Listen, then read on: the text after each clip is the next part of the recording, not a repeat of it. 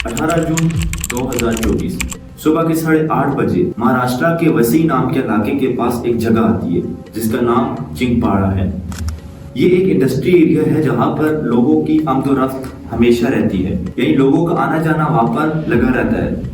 उन्हीं लोगों में एक लड़की थी जिसका नाम आरती यादव था। आरती यादव हर रोज की तरह अपने ऑफिस जा रही थी सुबह 8:30 बजे कि एक लड़का उसके पीछे स्पैनर लेकर भागता है। इससे पहले कि आरती यादव कुछ समझ पाती, वो लड़का उसी स्पैनर से उसके सर पर एक वार करता है। आरती यादव नीचे गिर जाती। लड़का उसी स्पैनर से उसके सर पर इतने वार करता है कि उसकी वही मौके पर जान निकल जाती है। आखिर ये लड़की कौन थी, ये लड़का कौन था और इन दोनों का आपस में क्या रिश्ता था? आखिर क्या वजह थी कि इस लड़के ने उस लड़की को इतनी बेरहमी से कत्ल किया? ये जानेंगे हम आज की वीडियो में।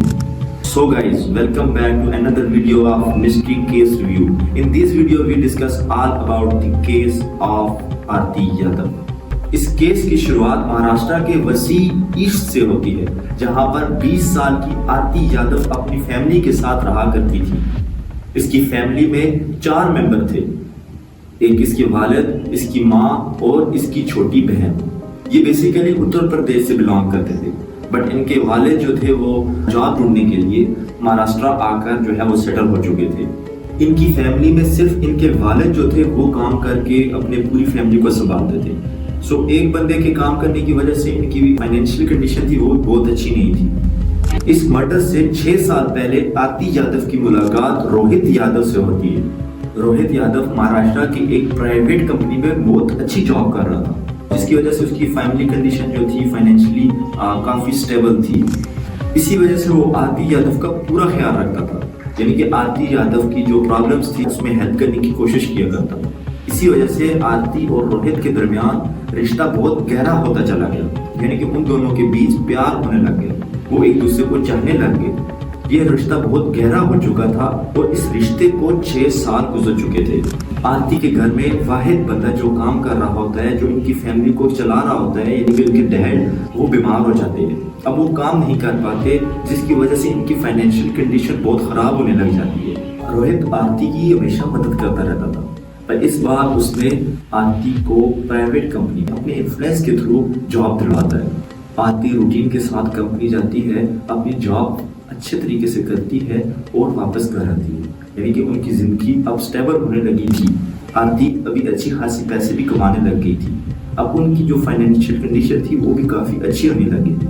बट वो कहते हैं ना कि खुशी हर एक को रास नहीं आती, कुछ लोग अपने पाँव पर खुद ही कुल्हाड़ी मार देते हैं। इसी तरह इसने भी किया, लेकिन आरती अचानक रोहित को इग्नोर करना शुरू कर देती है, यानी कि रोहित के मैसेज का रिप्लाई नहीं देती। जब वो कॉल करता है तो उसकी कॉल नहीं पिक करती। जब वो उसे मिलने बुलाता है तो ये आगे से बहाने बना देती है। इन सब की वजह से अब रोहित को जो है वो आरती पर शक होने लगता है। उससे ये अजीब लगता है कि वो आरती जो एक दूसरे के बिना जी नहीं सकते थे, एक दूसरे के बिना एक दिन गुजारना उनका मुश्किल होता था, अब वही आरती इसको इग्नोर कर रही है। वो ये नोट करता है कि जो आरती है वो अपने ही जो ऑफिस है उसमें एक जो एम्प्लॉय है लड़का, उसमें कुछ ज्यादा इंटरेस्ट ले रही है, यानी उसके साथ ज्यादा ये मिल रही है। अब रोहित को जेलसी फील होती है, और वो भी क्यों ना, एक लड़की जो 6 साल से आपके साथ रह रही है, आपके साथ प्यार करती है, आप एक दूसरे के बिना रह नहीं सकते, अब वो एक लड़के को इम्पोर्टेंस दे रही है, आपको इग्नोर कर रही है, तो गुस्सा तो आएगा। वही रोहित को भी आता है, पर रोहित सीधा जाकर उस लड़के को समझाता है कि तुम आरती से दूर रहो, तुम आरती के लायक नहीं हो, क्योंकि वो मेरी गर्लफ्रेंड है, वो भी 6 साल से। अब वो लड़का जिसे रोहित जो है वो बात करता है, समझाता है, वो जाकर सीधा आरती को बता देता है कि रोहित ने मुझे ये सब कुछ बोला। अब आरती को बहुत गुस्सा आता है, वो सीधा कॉल करती है रोहित को, उसे कॉल पर बुरा भला बोलती है। वो कहती है कि तुमने उसे क्यों ऐसा बोला, तुम्हें उसे नहीं बोलना चाहिए था, वो मेरा दोस्त है। और इसी कॉल पर इन दोनों की जो है वो लड़ाई हो जाती है, जिसमें रोहित को आरती काफी बुरा भला भी कह देती है। अब ये सब सुनकर तो रोहित के होश ही उड़ जाते हैं, उसे इतना गुस्सा आता है, वो सोचता है कि एक लड़का जिसे वो अभी जानती भी नहीं है, उसकी वजह से वो मुझे बातें सुना रही है, जो कि उसके साथ 6 साल से रह रहा है। रोहित खुद के बारे में ये सोचता है कि मैं उसके साथ हर मुश्किल हाल में खड़ा था, जब उसके पास खाने के लिए भी नहीं था तो भी मैं उसे फाइनेंशियली जो है वो सपोर्ट कर रहा था, जॉब उसे मैंने दिलवाई, हर तरह मैंने उसे सपोर्ट किया, उसको मुश्किल वक्त से निकाला। अब वो मेरे साथ ऐसा कर रही है, तो ये सोचकर उसे बहुत गुस्सा आ रहा है। 1 जून 2024 रोहित आरती को कॉल करता है, उसे बाहर मिलने के लिए बुलाता है। अब आरती जब उससे मिलने बाहर आती है तो वो उसे समझाता है कि तुम उससे बात मत करो, तुम उसके साथ घूमो फिरो मत, क्योंकि मुझे बुरा लग रहा है। अब आरती आगे से उससे कुछ उल्टा सीधा बोल देती है, जिसकी वजह से उन दोनों के बीच फिर से झगड़ा होना शुरू हो जाता है। अब झगड़ा इतना बढ़ जाता है कि गुस्से में रोहित होता है वो आरती का मोबाइल फेंक देता है। अब आरती जो होती है उसको गुस्सा आता है और वो रोहित को कहती है कि मुझे इस मोबाइल को रिपेयर करने के लिए पैसे दो, जबकि रोहित इससे बिल्कुल मना कर देता है और वहां से गुस्से में चला जाता है। अब आरती जो होती है यहाँ पर पास ही एक पुलिस स्टेशन में जाती है और रोहित के खिलाफ रिपोर्ट दर्ज करवाती है और कंप्लेन में लिखती है कि ये लड़का मुझे तंग करता है, मेरा पीछा करता है और इसने मेरा मोबाइल जो है वो तोड़ा है। अब पुलिस जो है वो इस मामले को ज्यादा सीरियसली नहीं लेती, क्योंकि जब उन्हें पता लगता है ये 6 साल से इनका रिलेशन है, और पुलिस जो है रोहित को जो है वो पकड़ कर लाती है और उसे थोड़ा बहुत मारती है, पीटती है और फिर उससे कुछ पैसे लेकर जो है वो आरती को दे देती है। वो उन्हें समझाती है कि मुझे इस बंदे से जान का खतरा है, पर पुलिस वाले इतना सीरियस नहीं लेते और उन दोनों को जाने का बोल देते हैं। इस इंसिडेंट के बाद आरती की जिंदगी नॉर्मल चल रही थी, यानी वो सुबह ऑफिस जाती और शाम को वापस आती। अब रोहित उसको परेशान नहीं करता था, ना उसका पीछा करता था